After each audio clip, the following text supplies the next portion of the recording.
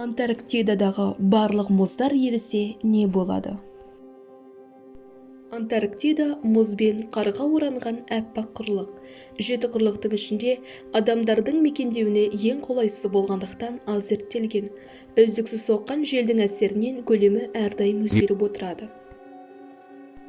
Ғалымдардың айтуынша, Антарктидада мұз толығымен ерісе, әлем мұхиты мен онымен байланысқан барлық көл мен өзендер шамамен 60 метрге дейін көтеріледі. Ауа температурасының көтерілу әсерінен Антарктидада мұздықтар ашық мұхитқа бөлініп шығып, толықтай еруіне әкелуде. Ал Антарктидада бөлініп шыққан мұз ешқашан қалпына келмейді. Одан бөлек мұздардың толық еру нәтижесінде мәңгі мұз астында сақталған көптеген қауіпті заттар, вирустар мен ядролық қалдықтар және басқа да улы қосылыстар жер бетіне шығады.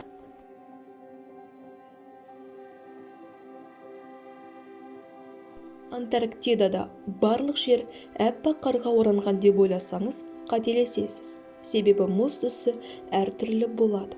Антарктидадағы мұздың түсі мұздың қату жағдайларына байланысты болады. Жаңадан қатқан теңіз мұзы жасылдау, қалыпты күйде қатқан мұздың түсі көгілдір. Ауадан бірте-бірте сығылған ескі мұз әдетте көк түсті болады. Планктон және басқа да тірі заттар көп шоғырланған жерде сары қызыл немесе қызғылт түсті болуы мүмкін.